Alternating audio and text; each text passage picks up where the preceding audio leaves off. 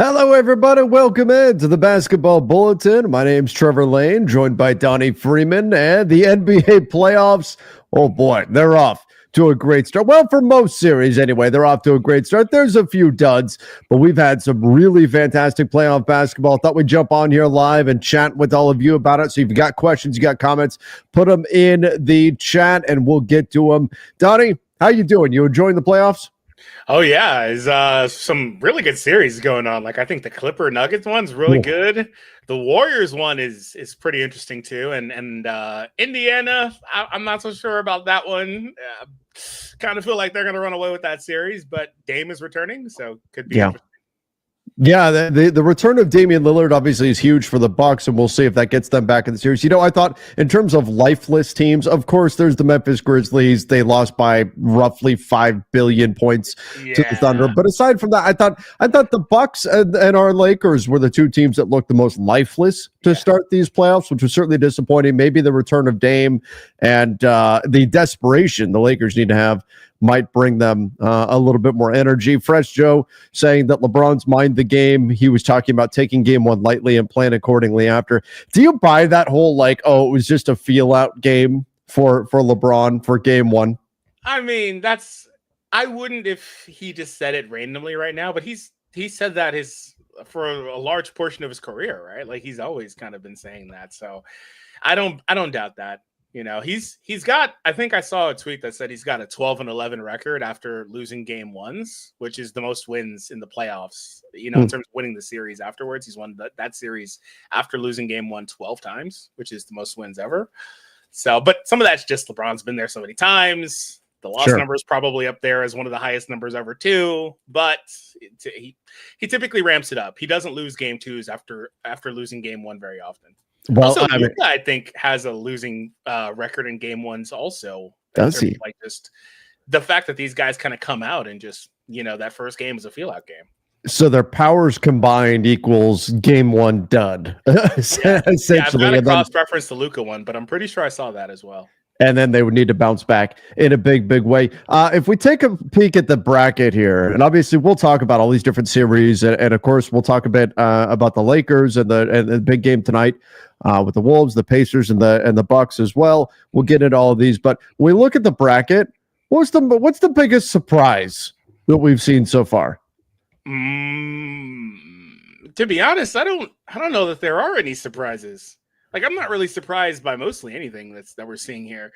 It would have been nice if the Lakers and Bucks actually played playoff basketball. They look like both of those teams look like they played that like it was a regular season game. They just did not have the requisite tenacity that you would expect from a playoff team. I would say Golden State Warriors versus the Rockets, but the more I kind of dig into that series, it would be interesting for Houston to win, and I think it's going to be a 6 or so game series. But the more I look at it, I'm like, man, I think Warriors are going to win this series. So I don't really have a surprise. So I picked Rockets in 7 for that series, but I'll tell you what, if the series continues to go the way that game one went, where the Rockets just can't throw the ball into the ocean, they're trading for Kevin Durant. I'm watching the Rockets play in that game and just brick after brick after brick, and their best offense was just throw the ball up and hope to get the offensive rebound. And I'm like, God, this team is screaming for Kevin Durant, who can, at the very worst, even if things break down, create his own shot and just get a good look no matter what. Like that. That trade, if this series continues to go that way, that trade makes so much sense for Houston, with the only caveat being Durant's age. But if Durant is 27, you're not getting him. So if you have 27-year-old Durant on that team, they're winning the chip probably. I'll tell you what, my most disappointing player for the playoffs so far, Kyle Kuzma's got to be the top with his 0, 0, 0, 0, this captain cardio stat line. How that's been a meme for Tony Snell for forever. Yeah, and somebody else finally did it, so now they're going to start using the Kuzma meme. Now they're going to use Kyle Kuzma, so that's really disappointing. But aside from him, my God, Jalen Green, I know he could shoot them into and out of games, and that's what he's known for, and all that kind of stuff. But you got to you can't have Jalen Green and Fred VanVleet wage war on the orange paint on the rim. Like you just can't have that happen. Those guys have got to shoot better. And Fred VanVleet, I believe, will, but Jalen Green, I don't know if that was just the bright lights or are a bit too much for him or what, because that was pretty gross what we saw from him in game one. Yeah, I think Jalen's had a few clunkers going back to the end of the regular season. You could kind of write them off a little bit. Yeah, he played on the 9th. He played against LAC, 2 for 7 shooting in 15 minutes. Versus LAL, 3 for 10, 15 minutes. Versus Denver, 0 for 7 on the finale. He was keeping his games played streak going, though. Right.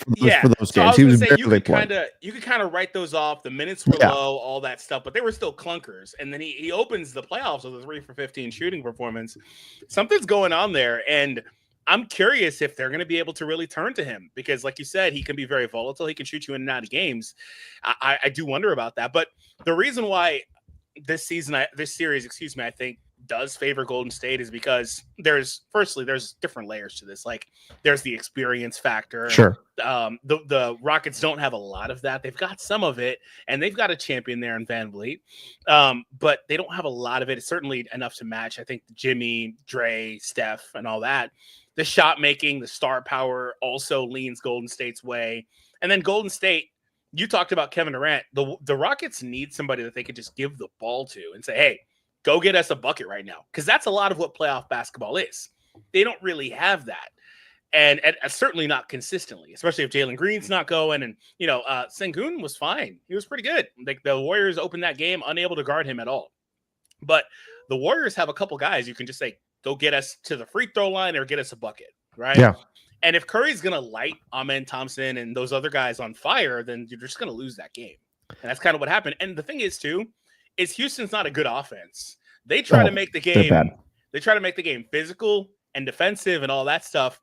But the thing is, the Warriors are fine playing that way because the Warriors are also a team that excels defensively. So if Golden State's going to be better at their own play style, I don't really see how they can win. Yeah, that's going to be the challenge for Houston, right? I was banking on Sengun making the difference, and he was very, very good. Very good, yeah. Curry's hitting falling down shots as he's jumping out of bounds and stuff like that. I mean, just crazy stuff. It still wound up being a close game, but yeah, Houston, I think they still have something. If you get a better shooter performance out of Fred VanVleet, out of Jalen Green, does that help? Yes, but the problem is like so much of the Rockets offense also was they crushed the offensive glass. So yeah, they missed a lot of shots, but shooting better wouldn't help them as much as like a normal team because they feasted on so many offensive rebounds during that game. So I do think shooting better helps in general. They need to get better there, and I think they can still give the Warriors a real run here. Obviously, the Rockets have to take game 2, and we'll see where this goes from there. But I had Houston's defense being somewhere near the level of the Golden State Warriors, and that the youth would actually serve Houston well in this series with guys like Sengun. I thought Fred VanVleet's playoff experience would be enough, and I believe that Thompson was going to do a good enough job defending Steph Curry, but did not go that way in game 1. So basketball left, right? Still a lot of basketball left to play for sure. By the way, and I still need to give you my surprise. Actually, let me get to my surprise right now. My surprise is that Knicks and Pistons are knotted at 1. Really? I'm surprised that that's 1-1. I thought it was going to be 2-0 Knicks, and then the Pistons take game 3. It would be that type of a rhythm to a series. But the Pistons came out fired up for game 2, and they took it to them. They fell apart in the fourth quarter of game 1, but in game 2 the Pistons looked great. And I'll tell you what, Donnie, you know what this was? You know what game 2 was? It was karma, because Jalen Brunson draws a 6th foul on Ausar Thompson, and he's laying on the ground and he pump faked. He got landed on. He pump faked, but he's laying on the ground. And what does he do? He celebrates. He pumps his fists in the air and he holds up 6 fingers to show, I got a 6th foul on you. And I went, oh, they're losing. At that moment, the Knicks were done. At that moment, I thought the basketball gods are never going to let you get away with celebrating fouling out an opponent, especially with the flopping that we saw from Jalen Brunson last night. I'm like, that cannot stand. And sure enough, the basketball gods came through. They did what they needed to do, and the Pistons got the win. I see, I'm not really surprised because I think, The experience factor does matter, like we were just talking about with the other series. Some of their guys, like I thought Cade in the first game for large portions of it kind of looked a little out of place, a little out of his depth. He looked much, much better in the second game. But the thing is with the first game is that the other guys were there and the vets were playing really well in that game, because we have a situation where if they don't collapse in the end of that game, it could be 2-0 Pistons.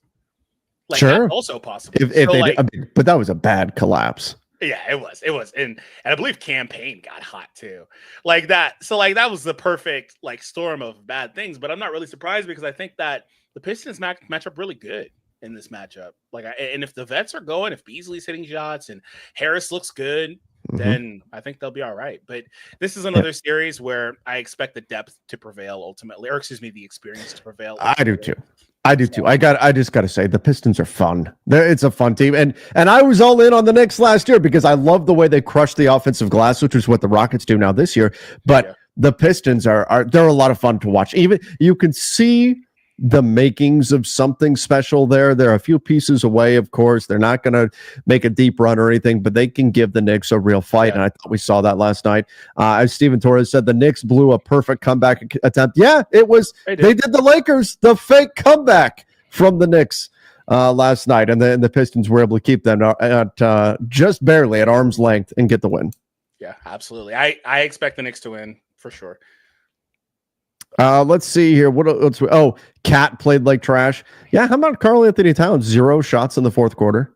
I actually didn't see that. Kind of got frozen out a little bit there. They didn't get him involved, which I mean, that's very reminiscent of Anthony Davis, right? Similar issue where for these bigs, unless it's like a Jokic where you're going to run everything through that guy, sometimes the guards get going.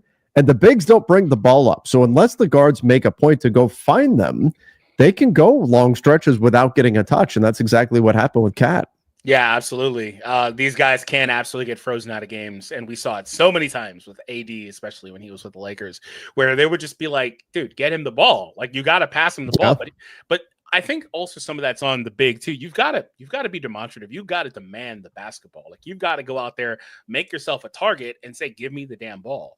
And it's a little different, like you said, for a guy like Jokic or Giannis, who is basically out there playing point forward or point center, whatever. They're going to have the ball anyway. They're going to run these inverted pick and rolls. They're going to get going. But for a guy like Cat, he absolutely needs you to put him in position to score. So I didn't know. I didn't realize that he got frozen out, but either way, it was still a good game. Hey, speaking of AD, this is a question here that came in. Do you think AD might get traded again? Nah, no way. I can't imagine. There's no chance. I can't imagine. But you know what? I'll say this. The Mavs should consider it. But they won't. They won't. The only way is if Nico would essentially be firing himself if he traded AD after all of that. Which, I mean, maybe you could argue that after what he said the other day, he kind of did fire him when he said he didn't realize how big of a deal it was to Mavs fans that Luka was being traded. Like the dumbest thing I've ever heard. God. That's so stupid. What is wrong with you? Yeah, I blasted him in my video on that. I was just like, dude, what are you talking about? That in and of itself, just being simply unaware, regardless of if he pulls the trigger on the trade or not, that in and of itself is a fireable offense for me, because that tells me you're not in tune with this community, this team. Like that's so stupid. Nico has convinced Dumont though that, and I heard Tim McMahon saying this, that you basically can't judge what they have until they're healthy. Yes. So, and there's kind of truth to that. Okay, whatever. Sure. But as a result, I don't think there's any chance AD gets traded. On paper, it is a good team. The Mavs are. It is a good team. Sure. But it seems like they were very dependent upon the guys staying healthy, getting on the floor, and winning immediately. And Nico thought he was going to be able to point to that and go, look, we're winning. See? Who's thinking about Luka right now? I know you guys were mad at first, but look, we're winning. Everything's fine. Right? He was completely reliant upon that. Yeah. And then everybody got hurt. I think the Mavs would be really good if they had all their play. Are they a championship team? I don't know if I'll go that far, but they'd be really good if they had everybody. I think that what they're going to do, I think the Mavs are perhaps the highest chance of any team in the NBA, maybe right there 1A, 1B with the Phoenix Suns, of doing something really really stupid this summer. I think that it's the Mavs, as though they haven't done enough stupid already, but it's the Mavs, it's the Suns that I think are the teams that are in desperation mode and are desperate enough to do something really dumb, because the Mavs know they can't go into the season without Kyrie and not get him back till January and just throw away October, November, and December. They can't do that. So they're going to be desperate to go add somebody in the meantime. I agree with you on the Mavs piece. I actually think the Suns may have learned their lesson, because Ishbio, when he did his availability, he was saying things like, yeah, we're going to try to build a culture that's centered around defense. We're going to probably get rid of some guys, and, we'll get guys back that aren't as talented, but they'll be better fits, which I thought was a striking statement for me. They may have learned their lesson. So we'll see what happens with them. He said championships, plural. He said we're winning championships. Okay, you can have confidence in your organization, right? You can say, yeah, let's win some championships. I'm not mad at that part of it. But I think they learned their lesson after the Beal trade and the way it's turned out over the last couple of years. But Dallas, I think Dallas is going to go all in, because the thing is Nico is fighting for his life. The fact that a reporter said, hey, everyone chants fire Nico, why do you think you shouldn't get fired? The fact that question was even asked should tell you everything you need to know about the situation. That's an insane question. Why should you not be fired? That's an insane question to ask a GM of a team. Why should you not be? And I saw the person that asked it. They were like, I know this question borders on unprofessional, but I had to ask it because every single game, 20,000 people are chanting fire Nico. Like, the fact that with that being out there, he's gonna go out there and he's gonna, given that context, yeah, right. Yeah. Given that context, it makes when the fans are chanting fire Nico. What do you say to those fans? Why do you think you should not be fired? Right, like that. Then the question makes sense, rather than just if that wasn't there, just hey, why should you not be fired? That would be insane. Yeah. All right, let's go here. The KD comes in and destroys their culture. I think the Mavs are the team that could very well wind up trading for Kevin Durant.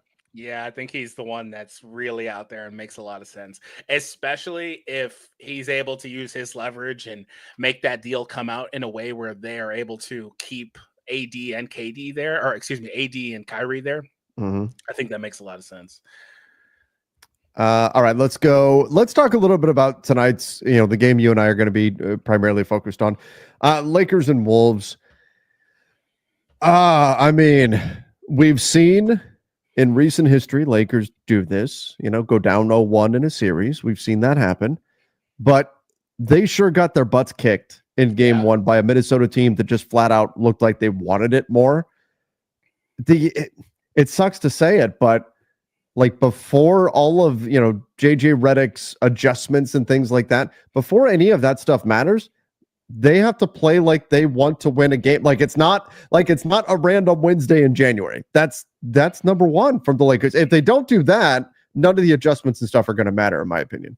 Yeah, that's the most important thing, is they have to come out with purpose, and they have to come out focused and locked in, show the physicality that they need to show to compete with this team. Like that's what they have to do. It's the playoffs time, and you are versus a team that's bigger than you, and you have to muck the game up to try to take that advantage away. I mean, Austin said prior to the series that, the secret to playing against a team that's got bigs like this is you just got to try hard as hell.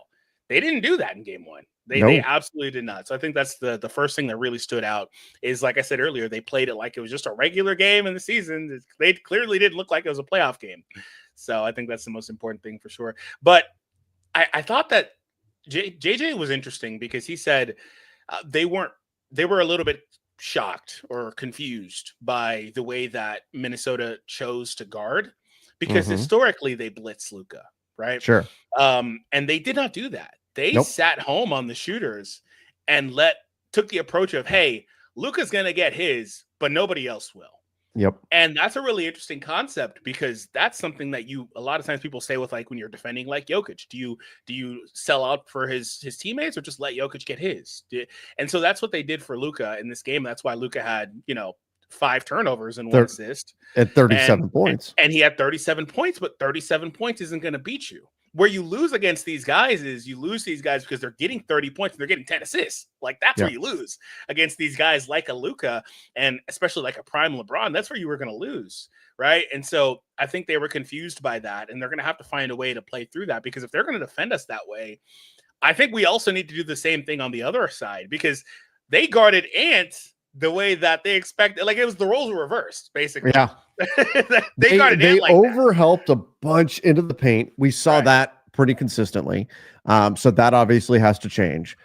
And they helped off of the wrong guys, and they helped at weird times. Like why help off of Naz Reid onto Julius Randle, who's got LeBron defending him? Like just live with LeBron defending Julius Randle. Why would you ever do that? Instead, they helped off of the one pass away, helped, and gave up an open 3 to Naz Reid. It was stuff when you go back and you watch that game that was absolutely insane, that no one would ever do. Anyone in their right mind would ever do. Like that was how bizarre the Lakers play was against the Wolves. And so the hope is that they I mean, it sounds simple, but play hard and don't do dumb things. Right? Like that's those are number 1 and number 2 on the Lakers to-do list. Play hard and don't do dumb things. Yeah, I think you've got to play Ant straight up. I know they struggle with that. They don't really have the personnel, for that. Because is that Austin? Like he's just gonna ISO Luka all game. Okay, that's fine, but I think you have to live with that. And they were very smart with the way that they positioned the players on the court anyway, Minnesota, because they had guys on Ant's strong side in the corner, like a Reed. So like when Ant's going strong side, you're forced, if you're going to help, you're going to shade over. The only person that can do it is a guy like Rui who's on Reed in the corner. And it's like, well, pick your poison. Like, what are you going to do? Are you going to help on the Ant drive? Or are you going to contest on this open 3? The problem is that they were blisteringly hot from the corner. So obviously that adjustment needed to be made, and it didn't happen. Look at that right corner. Like, look at that. That's insane. Right? Like that. And that's all. And Ant had 9 assists, I believe he had 9 assists. 8 of them were on 3-point makes. Well, and a lot of them came in transition too, and that's where the Lakers on the offensive end did a really poor job at getting anybody else hitting shots. I thought they were very stagnant offensively. They weren't moving the ball much. The passing wasn't there. They made some really poor decisions. I thought they switch hunted the wrong players. Like, don't switch hunt LeBron onto bigs. Like, if LeBron's got the ball, a good matchup. Switch hunt Nickeil Alexander-Walker, switch hunt Dante DiVincenzo, switch hunt Mike Conley, and get smalls on LeBron. Don't try to put bigs on LeBron. LeBron tends to, against bigs, and he has for years, take the little step back 3 against bigs. And if he does try to drive, it was a problem. But we saw it against Naz Reid. We saw it against Rudy Gobert. So I thought the switch hunting decisions that they made with Luka, it made sense. Luka shredded Gobert again. Yeah. So great. Keep doing that. But if it's LeBron, if it's Austin, don't try to get big switched onto them. That is not necessarily a plus, especially for LeBron. Switch hunt the smalls and then let LeBron use his size and strength advantage. Yeah, the reason why I don't like LeBron switch hunting a guy like Gobert is because lately he hasn't been doing the step back. The reason it works for Luka is because he's gonna size you up and go to a step back and get a good shot off. LeBron doesn't go to that anymore. In this game, on I think consecutive possessions, he had a big switch on him in Reed and Gobert, and he tries to drive by them and get to the rim. That's giving them back the advantage, because while you're getting past them a little bit, they're long enough to recover, and both of those shots got blocked. Right? Like that's not what I would like to see. I'd love to see LeBron, get a down screen, get in the post, get isolated against anybody on this team that's 6'5" and below. Ant, Conley, all those guys, get them in the post, right? I don't mind that. Interestingly enough, they were okay with, we talked a lot about like the defensive assignments. They were perfectly fine just sticking Randle on LeBron, which by the way is a problem. That shouldn't be a favorable matchup to say, Randall's going to guard LeBron straight up, but LeBron just didn't move the way you would expect him to move. I don't know if that's injury. He was not energized. I don't know if it was that, like the energy, all that, but he didn't move the way you would expect him to move. And let alone Austin. Austin tried to attack these same matchups and it just didn't go well. but I think you've got to find a way to get these guys in favorable positions. Now, one thing that kind of came out of this game that was a pretty big talking point was Luka. Donnie, sorry, just real quick. We have some breaking news here.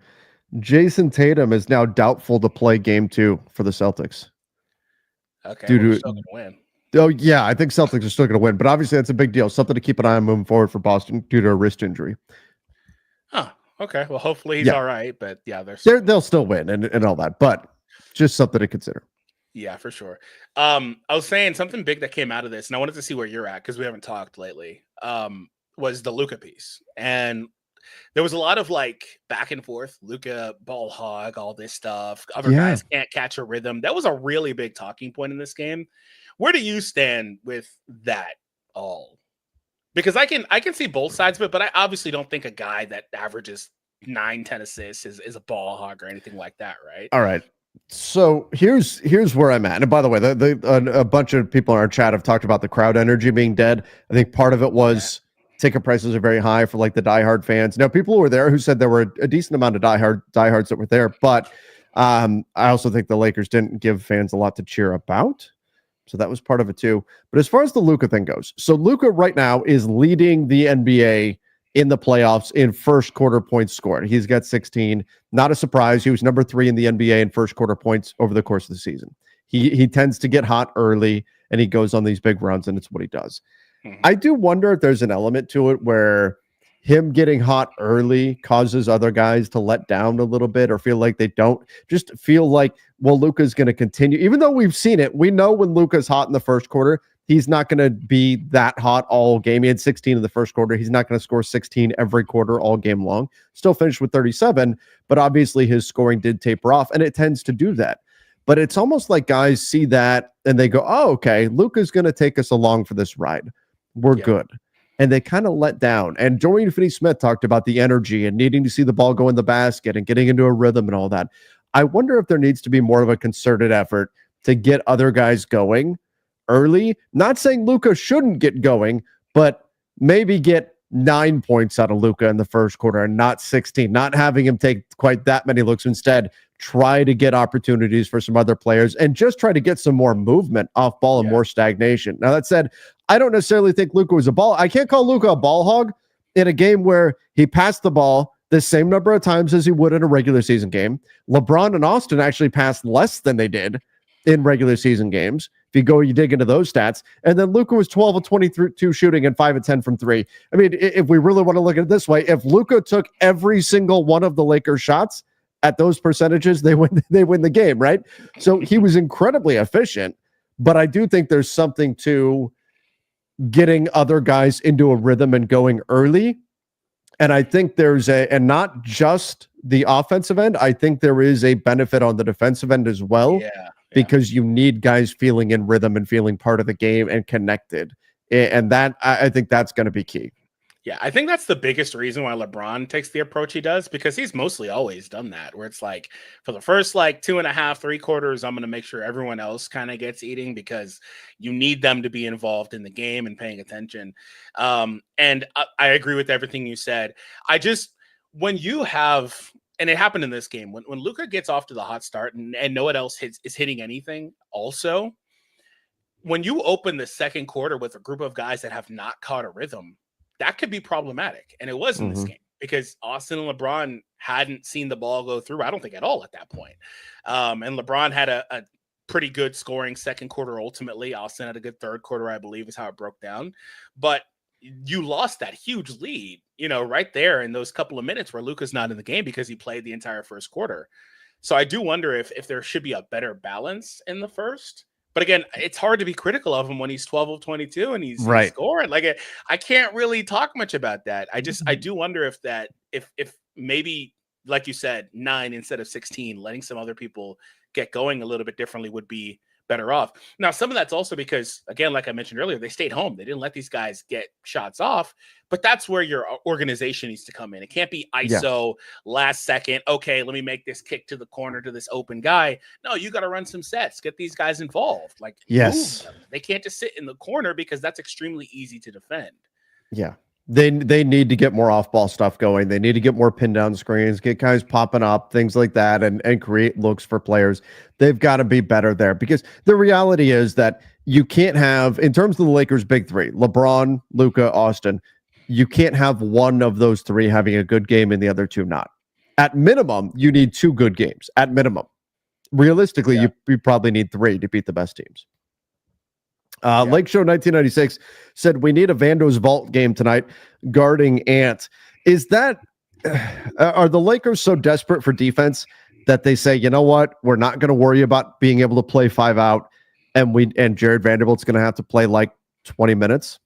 I actually, you know what? If Vando's going to come in and have because he did it again in this game. We talked about it before, how every now and again Vando comes in and his energy is just infectious and he makes a lot of loud plays. If he's going to do that, then you've got to find a way to play him 20 minutes. I know JJ likes to zig where they zag, as you love saying. Yeah.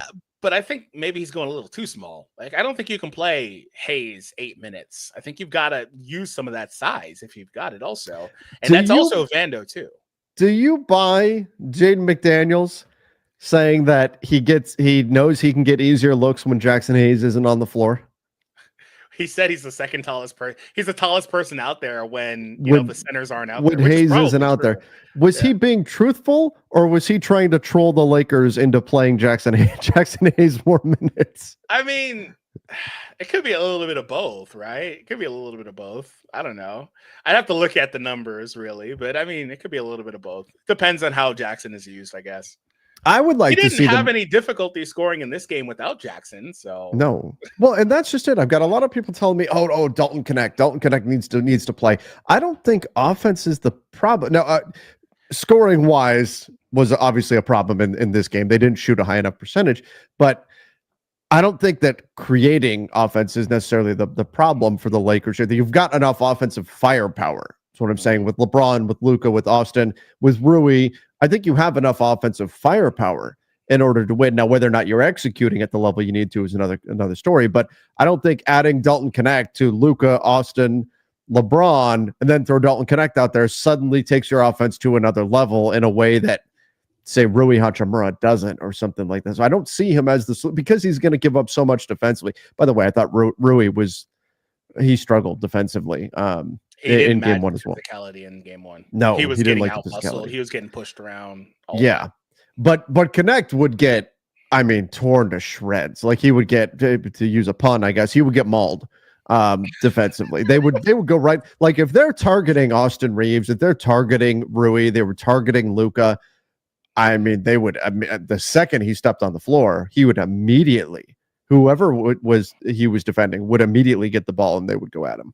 Yeah, that's possible. That's always going to be the problem with him, though, and guys of his style, right? Like you're hoping that the offensive value offsets that, and maybe if they get him going, that could be something that helps him out because he is a flamethrower. When he gets hot, he's hot.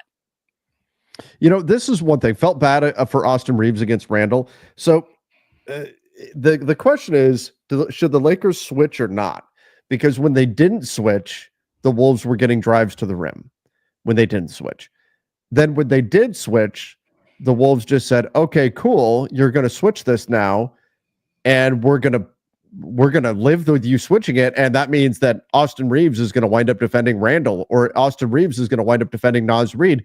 We're going to put them in the post and we're going to attack your smalls with our bigs when you do switch. So when they were running that guard big pick and roll, particularly on the sides, the Lakers, at the first, they weren't switching it. And then they switched it a few times, and the Wolves just went, either way, it was like pick your poison. It was either if we don't switch it, and we're going to give up, like Nickeil Alexander-Walker is going to drive into the paint or something like that. Or if we switch it, then we're going to make the entry pass to Naz Reid with now Austin Reeves or Gabe Vincent defending him, or Julius Randle. How the Lakers handle that, I think, is going to be critical, because the Wolves seem to have the exact counter, the exact game plan for what to do, regardless of what defense the Lakers threw out there. And so I'm really curious to see what JJ Redick's solution to that problem is going to be. Yeah, I'm curious as well, because I can't think of a solution right now other than just flat out not giving the switch, which can yield other benefits to the offensive player. I think that with this with this team, they've got obviously the playmaking, the star talent. That's fine, but I think the roster is very inflexible. They don't have a lot of different ways to maneuver all of this. Some of it is just flat out, how hard are you guys going to play? Are you going to really go out there and work? And then the next piece is, are your role players going to hit shots? Because I think that's the biggest piece of this is the way that they're designed and the way they like to play defense. They're going to concede shots to certain players. In fact, a lot of teams do that. Just kind of the nature of today's NBA. A lot of teams concede the shot to the worst players. But I think the Lakers just didn't match with the energy as well, because most of the shots they got were wide open, despite them being schemed open. So they wound up being practice shots. And the thing is that the Wolves guys hit those shots, and that's going to beat you. So, I mean, the two players that you wanted to scheme shots for, whether obviously you'd prefer they were somewhat contested, but the two players you wanted to scheme shots for went 7 for 9 from three. That's Randall and Jaden McDaniels. Now, you should never, what drove me crazy, you can't leave. Naz Reid is like, Jaden McDaniels is a 33% three-point shooter. Naz Reid is a legitimately good three-point shooter. Is he 6 for 9 every night? Is he a 67% three-point shooter? No, he still shot above his head. But if you're leaving him for any reason, you're making a mistake. He's a 40% three-point. You cannot leave him. And so they made some dumb choices there, but it was really compounded when the two guys that you wanted shooting the threes for the Wolves, Randall and McDaniels, shot 7 for 9. That hurt. Gonna beat you every time. I mean, there were some things in the Wolves game that, typically would trend well for LA. Like, for example, Randall had 7 turnovers. DiVincenzo and Walker were 2 for 11 out there. Like, those are things that should trend well, but the 3-point shooting from Randall and McDaniels and Reid was backbreaking. And I gotta say, Reid, man, he's so good. Like, I love Reid as a player. Like, obviously, I don't love the way he lights against the Lakers on fire. I don't love that, but he's so cool because he's got a great handle, great fluidity, great size. He's got a great backstory too. But also just his shooting is prolific, and he's got such a quick release. And there's a couple threes where he was doing the thing where he was really feeling it. He let it go, was turning away while it's in there. I was like, oh my God, he got that hot. Yep. Reid is legit, man. He's really cool. All right, let's jump over to, since we've talked a lot of Lakers, which we knew we would, but let's jump over to the Clippers and the Nuggets. Donnie, my hope for that series. Look, whichever team wins. But I did pick Clippers would win this series. I think I said Clippers in 6 because I'm that down on Denver's defense. But right now it's knotted at 1. After seeing the first 2 games, all I can say is, please, basketball gods, give us 7 games of this, because this series is awesome. It is so much fun. I love this series. Yeah, Jokic said, if you're a fan of basketball, then this is the best series to be watching right now, basically, to paraphrase. And it's true, because this seems like it's got the makings of a series that's going to go down to the wire every game. I mean, there was a 3-point game. This game seems like it's going to go down to the wire every time, go to clutch time, all that stuff, and rely on big shot making. And this is a great series. Kawhi, man, it's so cool. Kawhi had missed like 15 of 19 playoff games for the Clippers. Of their previous 19 playoff games, he had missed 15 of them. But it's interesting because now he's finally healthy again.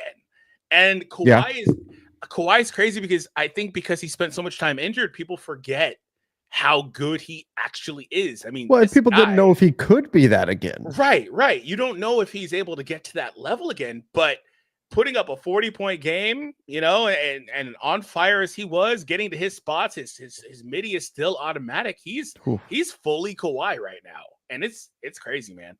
Yeah, I mean, it's been a super fun series, and I look, the chess match has been amazing. The way these two teams have been going after each other. Ivica Zubac's trying to battle as best he can in the paint. Chris Dunn, he makes some stupid mistakes every now and then, but I love the way he defends. And then I also think this is the full Russell Westbrook experience. Oh, yeah. This is like Russ will make an amazing, you're like, oh my God, where did that come from? He makes an incredible on either end of the floor. Defensively, he's getting steals and stuff. And then he'll go and do one of the dumbest things you've ever seen. And it's like, No, this is it. This is the full Westbrook. And you can see it happen in like 10 seconds. It could be something great to something horribly awful. And it makes it so you cannot look away because you never know which extreme you're going to get at any given moment. You can't do Russ like that. He was legitimately clutch in that game one. Like he was getting big rebound after big shot, after turnover, after big rebound, after I saw a tweet after game one that said, and this may or may not resonate with you, but it should resonate with the audience, that Russell is the Mario Kart item box. I saw that. No, I know that. That's exactly what he is. Where you get it, and it's like, who knows what you're getting on this possession? You're gonna get some random thing, but you know what? He was huge in game one, and then in game two, he was hitting his shots. Like they've been daring him to shoot, and he's been hitting them. He's been pretty good in this series. I can't even you've got to give him full. He was credit. 3 of 6 from 3. This is game 2, and he was 14 points, 3 of 6 from 3. 1 assist to 2 turnovers isn't ideal, but played 23 minutes. Yeah, he was pretty good there. But he was the hero of game 1 for sure. Oh, big time. Look at Michael Porter Jr. 15 rebounds. Could go along 15 points. Now did hurt his shoulder, so hopefully everything's okay there. Pink Shay. Yep. Don't know what to expect. Yeah, you never know what to expect with him. You just don't. Jokic is doing Jokic things, but I think the way the Clippers are battling is fantastic. Look, all these games, so far it's 2 games, but they've been close. Kawhi dropped 39, 16 for Zoo with 12 rebounds, 18 for Harden. Even Norman Powell. I was a little surprised the Nuggets don't target Norman Powell a little bit more just because of his defensive issues that he's got there. But this has been a great series. We even saw Ben Simmons take a shot. He took a shot. He actually did. You know what, though? Which was amazing. Only played 8 minutes. I am extremely disappointed, though, in Bogdanovic. He's been all year been bad. Just not been good. Been good. Like, when he's out there, every once in a while, you'll see him do something. You go, oh, yeah, there's the old bogey. But most of the time, it's like, should they even be playing him right now? I don't know. Like, I guess there's not a lot of other options to turn to, but man, he's been rough. Yeah. Junior and Batum, though, have been really good in this series. Yeah. Big shots from big threes. Look at all of Batum's shots came from 3, knocked down 2 of them. Derek Jones, some vicious dunks, but also doing some good things on the defensive side of the ball. This series is going to be crazy. It's going to be absolutely crazy. Yeah, absolutely. All the way through. It's interesting that, like I said, Kawhi is finally able to show what he can do on the big. And this was after a game 1 down the stretch. I thought he was pretty quiet, so he responded in a really big way. Speaking of response, also for the Nuggets, you talked about it briefly, but MPJ responds in a huge way after game 1 as well. Yeah, that was a big response from him, which he obviously sorely needed, and he's so critical to them. He's got to get that. He's got to be closer to a 20-point per game guy, but 6 of 11 efficiency, 15 rebounds. You'll take that kind of production from him. Yeah, no, can't be mad at it. Although in a game the Nuggets lost by 3. I wonder how much attention in Denver right now is landing on Aaron Gordon's missed dunk in the 4th quarter. Yeah. Wide open, and he just back rimmed it. Yeah. That happens sometimes. It does, but right then, yeah. From a vet, like I would expect that out of Jalen Green. Yeah. That's a very Jalen Green thing to do, right? But not Aaron Gordon. Not Aaron. So I was surprised by that. Yeah, man, this is just a great series. Yeah, it's just, I think these teams are pretty evenly matched. So I think this series will largely come down to depth, I would say. Which team do you think is actually deeper in this series? On paper, I would say the Clippers. Yeah, but it's a lot of that's just the starting group, though, right? But it's Batum and Batum Jones. And Derek Jones Jr. Yeah, I like them over. But if you're getting this version of Russ, I think you can make an argument it's fairly even. Yeah. But otherwise, I like Derek Jones Jr. over Peyton Watson. Batum can at least come in and hit a few threes. Can Ben Simmons be anything? I don't know. I'm not convinced. But this version of Bogdanovich, I think it's pretty even. On paper, before the series, you would say the Clippers. But with this version of Bogdanovich and this version of Russ, I think it's pretty even. Yeah, for sure. I think that's what's going to come down to, though, is role players making shots once again, because you're going to get, and then also like the star matchup, you're getting Jokic triple doubles and you're getting Kawhi going ballistic. Who's going to be better among the number twos, Harden and Murray? I think that really feels like all of these games are just coming down to the last couple of minutes, and whoever executes is going to win. And that's going to be the way the whole series is going to go. The thing about that is that the Nuggets are super good at executing in clutch games. They are. They've won because of that. So if that's it, you know what? If it's going to come down to that every game, I could see the Nuggets moving on. Sure. But think about this. Look at it this way. The Nuggets put up 47% from the field, 44% from three, and had 15 offensive rebounds and lost. Oof. Now, why did they lose? They turned the ball over 20 times.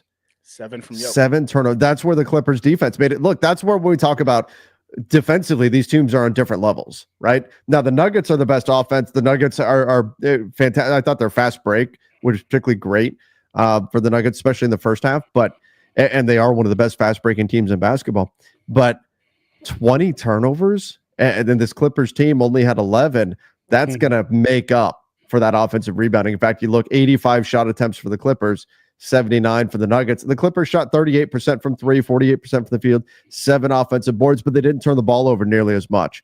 So I tend to lean playoff time. I tend to lean defense, and that's why I picked the Clippers to win the series. But man, it really does just feel like one play, 2 plays in each game will ultimately decide who wins. And in last night's game, it was Aaron Gordon missed a dunk and Kawhi did Kawhi things late, and that ultimately caused the Clippers to get the win. But man, I just, like I said, I hope this series goes 7 because it is awesome.